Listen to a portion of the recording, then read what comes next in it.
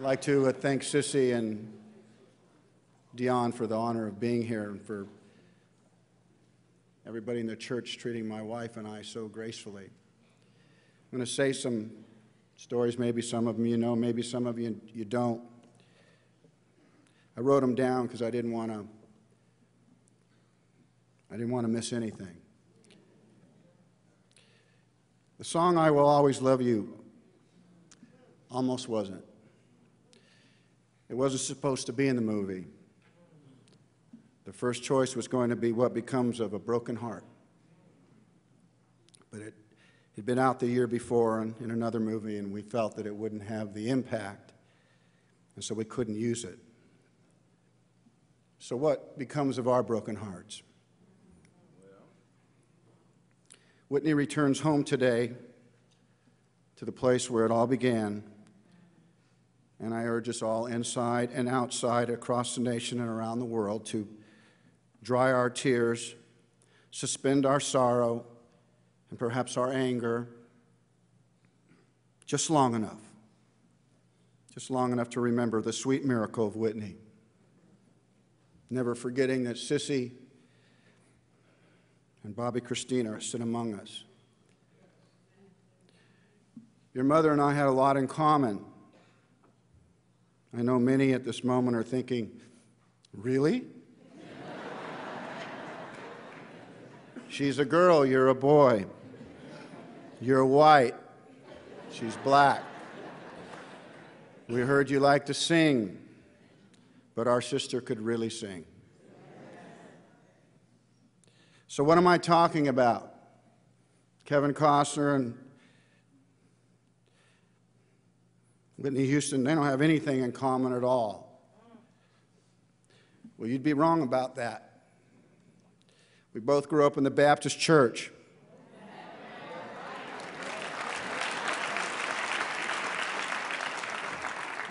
Wasn't as big as this. My grandmother played the piano, and she led the choir. And her two daughters, my mom and my aunt, both sang in it. The rest of my family, uncles, aunts, and cousins sat every Sunday out front and watched. My earliest memories are tied to that old church in Paramount. I remember seeing a gold shovel go into the ground, people praying about it and thinking, wow, something big was going to go here. And I watched my father and the rest of the men build it from the ground up. I was probably 4 years old and seemed to be always in the way. I wanted to help. I wanted to be in on the action. One of the men snapped down a red line where the choir would be standing one day and said, "Have at it. As many nails as you want, all on this line." I always took great comfort in watching my mom and aunt sing, knowing that they would never fall through that floor where I had worked.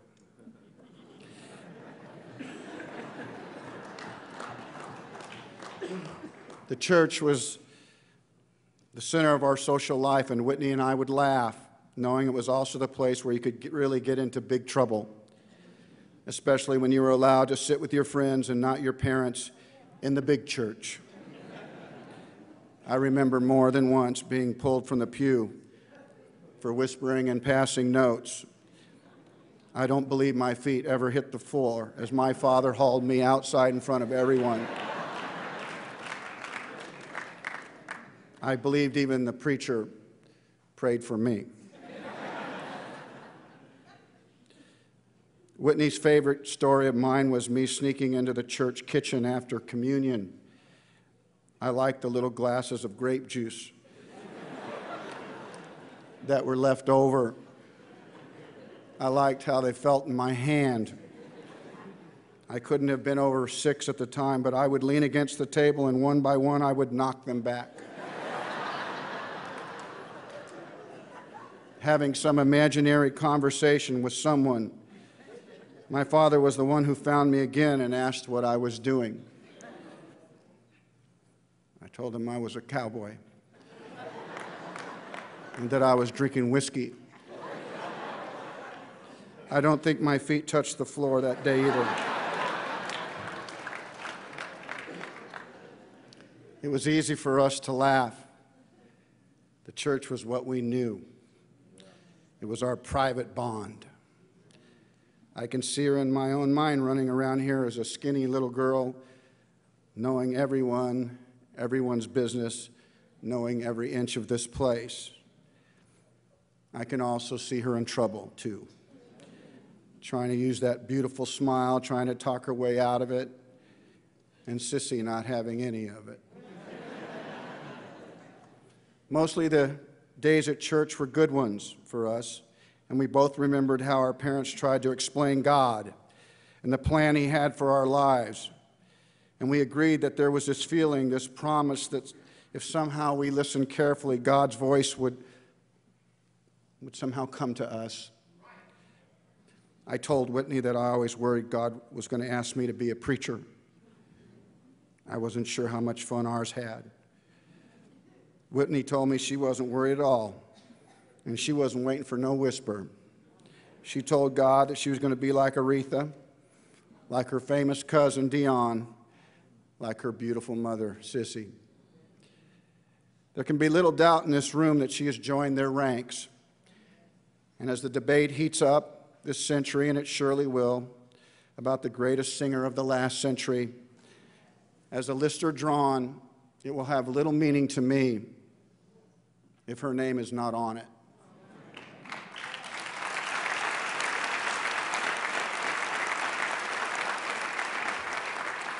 But as sure as I am about Whitney's place in musical history, I'm just as sure she came home from the first time she took center stage here as a teenager, flushed with the excitement of knowing that she'd exceeded everyone's expectations and awesome promise of what was to come, but still needing to hear from her mother about how she was received.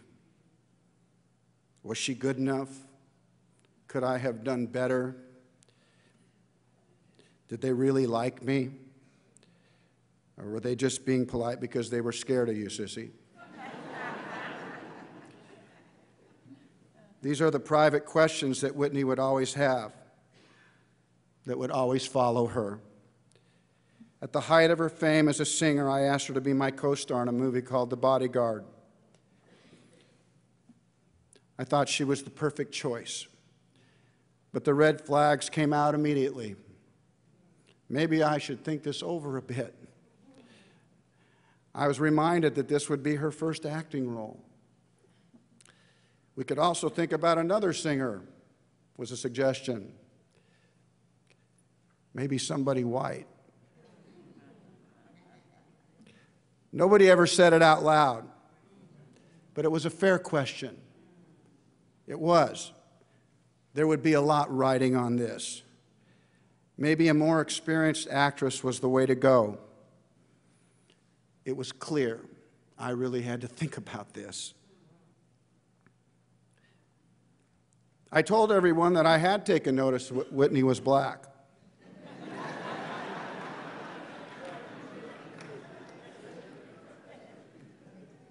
The only problem was I thought she was perfect for what we were trying to do.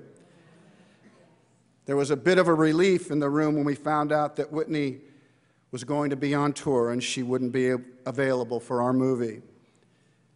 The anxiety came right back when I said we should postpone and wait a year.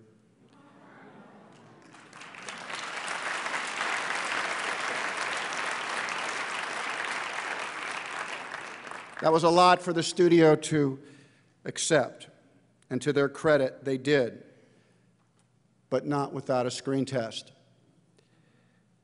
Whitney would have to earn it. That was the first time I saw the doubt creep into her that she would not be handed the part. She would have to be great.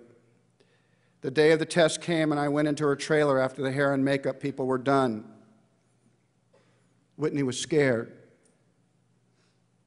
Arguably the biggest pop star in the world wasn't sure if she was good enough. She didn't think she looked right. There were 1,000 things to her that seemed wrong. I held her hand and told her that she looked beautiful. I told her that I would be with her every step of the way. that everyone there wanted her to succeed, but I could still feel the doubt. I wanted to tell her that the game was rigged, that I didn't care how the test went, that she could fall down and start speaking in tongues.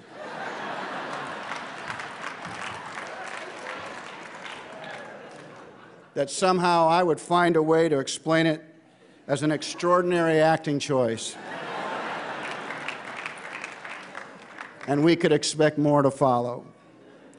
And gee, weren't we lucky to have her.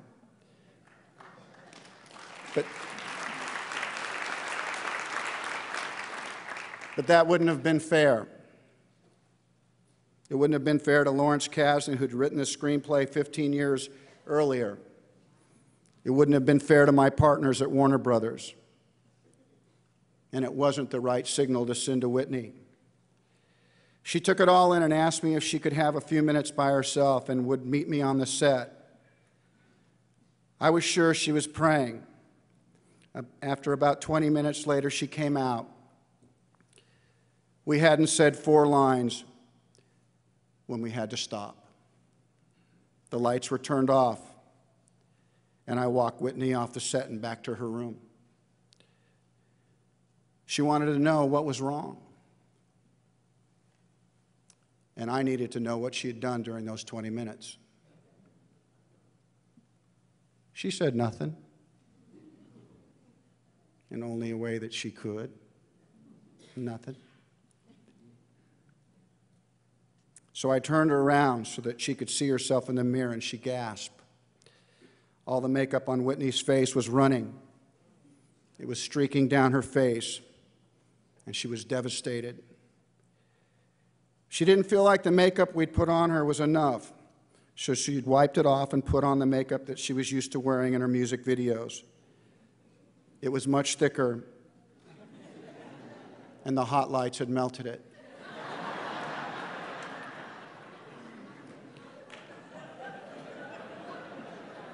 She asked if anyone had saw.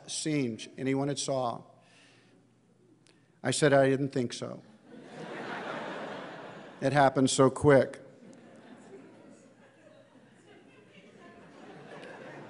She seemed so small and sad at that moment, and I asked her why she did it. She said, I just wanted to look my best. It's a tree we could all hang from. The unexplainable burden that comes with fame. Call it doubt, call it fear. I've had mine, and I know the famous in the room have had theirs. I asked her to trust me, and she said she would. A half hour later, she went back in to do her screen test, and the studio fell in love with her. The Whitney I knew, despite her success and worldwide fame, still wondered, am I good enough? Am I pretty enough? Will they like me? It was the burden that made her great and the part that caused her to stumble in the end. Whitney, if you could hear me now, I would tell you, you weren't just good enough. You were great. You sang the whole damn song without a band. You made the picture what it was. A lot of leading men could have played my part. A lot of guys could have filled that role. But you, Whitney, I truly believe that you were the only one that could have played Rachel Marron at that time.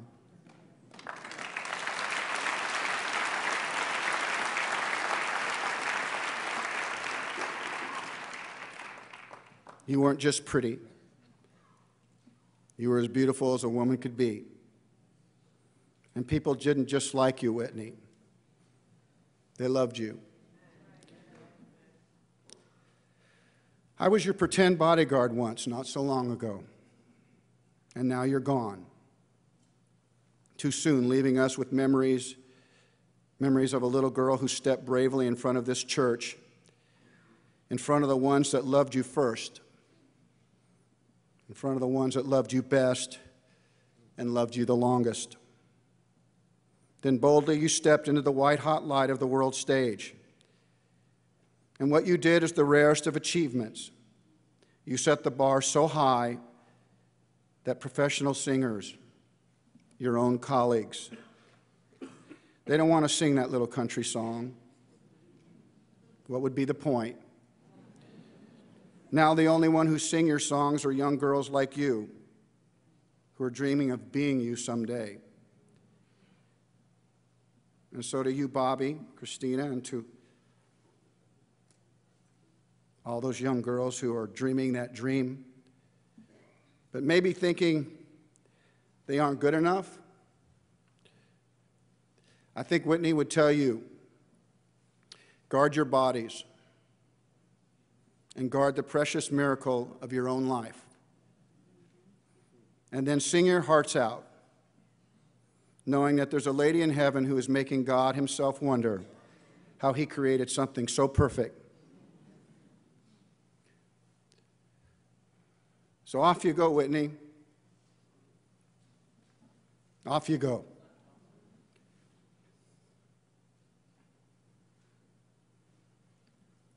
Escorted by an army of angels to your heavenly Father. And when you sing before him, don't you worry.